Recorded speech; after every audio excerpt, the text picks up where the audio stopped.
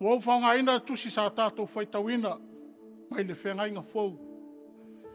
Evangelia Luka rona mta upe sifunu marifaa. Aul whai upe lua sifunu marifitu, whai Matua. O le a o toi faitawina. O sele avelo na satauro ma ua le mul mai ia te au. E le ma whai o na whai o ia mo so. Manatu Autu o fasino mai e le tusi faitawaso mo le nei asusa. Amo tatou satauro. Amo tatou satauro. Carrying our cross. O lo e soi fua ma uola i se o langa o tausini onga. Tatou te tausini o. E fina finau ma tau ibi. Ina ia whai uina i le manuia ni tau mwhainga. O le ala tatau lea i so o se tangata o na whao ngā tatau a manoa taua. Wa totofi ma filifilia i ai. Awa a whaatamala pe whaatala le. O na moni ai lea o le upu. Ua mele manuia. E le whaatau waala le taua o le filifilia. Awa e whātau nui nā ini moe mitinga mo se manuia. Ele ngata mo le tangata lava ia. Awa whape nā i a inga. O nuu le mā lo ma e kalesia. Ia Manatu Autu. Ele ai se tasi wa filifilia i se tofinga e au noa mani o nā i a inga. O ta iala e whāton folau ai tiute ma matafa ioi. Ia muri ai.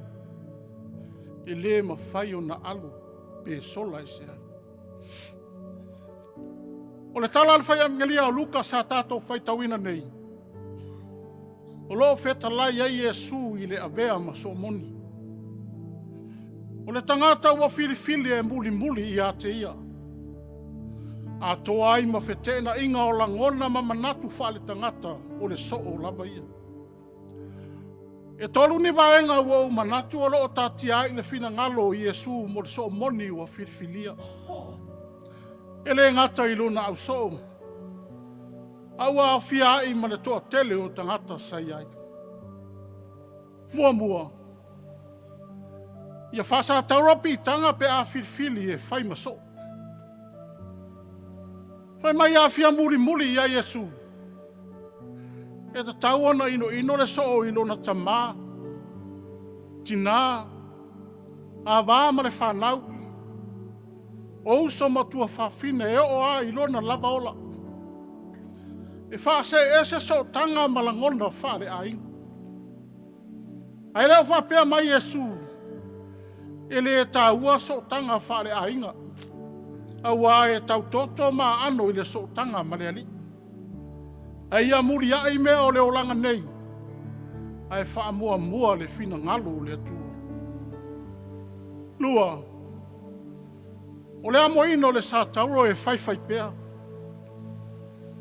O le aia inga tu pito mo so filfilia.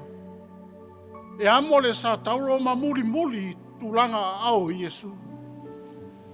E faapea fea o na faatino le angaluenga. O fole soifua a toa i le ali. Ma whaia mea uma i le alofa. O le alofa e lava mataliti ngā. A o le alofa fo i lea e le manatu ai le so filifilia i ate i alaba. A i alofa maanga le lei i isi tangata. O le alofa lava lea i le tua oi. O ai le tua oi. Tangata o loo mana o mia le fisosoani. Amo le satauro o le alofa. Ai le o le amo le satauro na tia i lea. Pepa ma tau tolu. E ta tau lava o na mau le satauro. A whai o le tangata ua filifilia nei. E ta tau o na suia a toa ina ia fōlinga i a Yesu. Ia tutu mau i le ami o tonu. Ma ia ola whapa i iina ma tau lai i luma le vaai. Le vaenga e tolu. ia faatauta ma fai malu fai ba. Pa mai Luka. E ao lava i le ua filifilia o na fai se ngaluenga ma le faatauta. O le ala fetalai leo Yesu a fai e sauni e fau se olo ia mua inofo i lalo fai tau tupe o na fato a fau ai lea. A wae mata ngale a mata a ele uma o na fau. Ai ale uma foi o na fau se olo o na o mai leo i tuaso taua na o le to i lalo ma le fai a ina.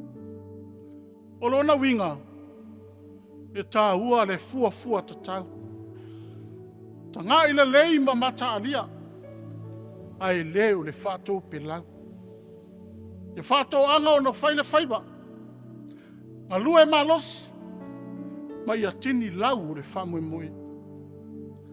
O lau alunga le whea Luka i le nei asu sā. E le la whai e le soo mea uma, ai muli ia Yesu. E le mawhaia o na vea lea tangata ma so moni. O aia inga e whitoi tonu i le avese o ta mao a inga whaale lalo langi. E whaalawe la vea i le nau e turi matai kerisu. Ai tutu mau le fina ngalo pa ia o le atua. E le whaingo fie. Ai au lava o na tausisi i aia inga ua faataoto e Yesu. O wai u ina tu i le lau. Ma mata fua le ua filifilia pe a le ustai. Ma fai malu fai bo. Whamtala e se tasi fai fe au tu singa o tu tala. Pe ngai ngā fau i lantusi ua fai ngoina o le. Tau o le so. O le so ua wha maoni i lantau tinonga e. E amo le satauro ma soli i tūlanga au lo na matai. O ia whātu susaina i le tangata ua sabali ia inga whaso o Yesu. O le so ua ola i le alofa tu noa taunga tā. Ma le so ua ola i le alofa tu noa taunga fie. O lona winga. Ia usitai ma wha maoni. Ia inga o le alofa tu noa taunga tā. A wao i nā foi e i loa le ia i le olanga o le so ua lava tāpena. Ai leo le alofa tu noa tau ngofie. Wa o le mea maua na te whawhai ngofie ina. Ma manatu maa i le Amoina o lona sātau. O le tala i aiona. O lo atangi a i vaivainga leo le so ua wala awina mo le fina ngalo o le atua. Ai le moni lona loto atu i lona wala awina. Ua mua i filifilia i ona e alu i ni neba. Ai na musu e amo lona sātau e whai ma ave fe au. Nei una sola i tāsesa. O wha mua o na manatu whaale tangata. Ma whaale e tonua i le Amoina o lona sātau o whaso. E whaoringa mai e musu ina ne i o atu le manuia i ni neba. Pe a whai e li liu salamu. Peitai. Na sola ane malafi le ana o le vaa. Ai ngalo ia te ia o le afi o anga lea o le atua. O le winga lea i le ngangana e peru. O le ana o le vaa. O le afi o anga e a fio a i le atua o Israel. Ua sola i fofonga o le atua. O mai ni matau pue whaa. O mawalo na loto tele e whaile ngā ruenga. Pei o na poloa i ai le atua. Pei tai na whete na i ona langona mwhaari rona le fia i le atua. Ona ua le o le malaia i ani nebu. E whai o le tausi da i ainga. Ai ua o lava i mea na tele i whaia e pei o le la au o le kika i ona. Ua matua ita lava ma le fia i ai. Ua o lava fo i lona ola e pule a i le atua. Ua manao e abese. O manino ai o na vaivainga e ui o ia o le lupe whaalele. E mo mori le upu moni ma le mea moni. Wa o le winga lea o lona i ngoa i le ngangana e peru. O le lupe. A o le winga o lona samao amitai. O le mea moni. O lona winga. E le na o se so. O le lupe whaalele o le mea moni.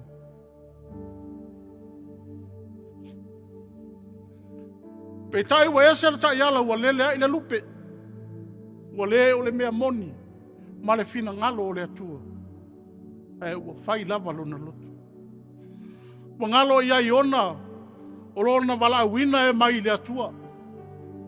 Sa tatou ana wha moe moe i le atua e le o lona lava malosi. E wha longo ai masavali e tusa mai a ingo o lona valaauina. Ma lava ono sa ialu i tau o le ola e whai masao o le atua. E nu ue le atua i le nei tai au. O le ase fe au mo i tatou. O tatou o so filfilia o Iesu e wha au lana ngaluenga i o tatou taimu. O uma ona tā maua ia inga. O lo tatou wala awina mo le ngaluenga le atua. Po le tia akono. Po le ao ao. Whaife au. Maftanga atina o le au talabou. Ao ngā susā. Pa mai Iesu. A le amo le satauro mo muli mai. E le ta ua o sona so. Lona winga. Peio iona e whai lona lava lotu. E mauti noa ua tau to ainis. Ma tau au ina solo muli ai. Au lea ua wha manatu mai le nei tai au. O aia inga umaia o le so o filifilia. E le to iai se wha vai. Po se tepa i tua. Ia amo pea le satauro ma le wha maoni. Aua ne iai se mea e wha labi la bea. Nei o tā peo i ona, na sola ese ua le eto e fia iai. Mo le ese ai o ia ma le so e ola i le lofa tunoa tau ngofie. A wā ua manao e ola i le olanga whai ngofie. Wa ai atu loa i le me oti ai, lafi loa.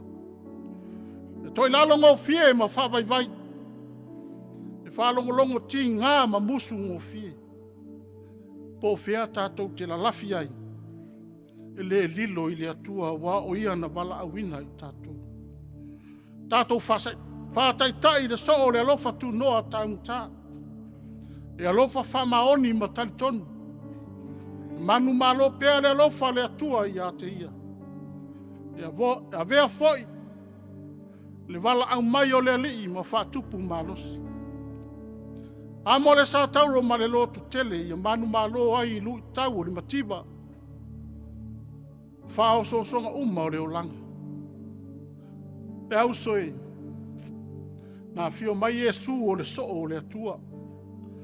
Na ia sa vali ai inga o le ua filfilia e le atua. Ina ia whai alo na fina ngalo i le lalo langi. E le ima maa ia te ia.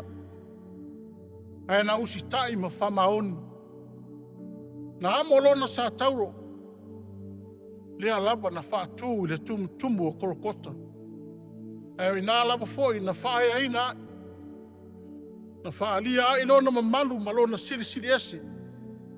Na mori mawina e fita roma na whae loa foi e angelu lona sili ese. Ina ua faapea mai. E le o toi nei o ia. Ai ua toi tu. O le ata le nā o le mesia manu malo. Le ala maua lalo i le vaai ai utaia. Ai na tupu ai le whaola tanga o le lalo la. E le o le tau ea lea o le so o whamaoni. E amo le satauro. Muli ma soli tūlanga a ao lona matai. Ono Iesu. Amen.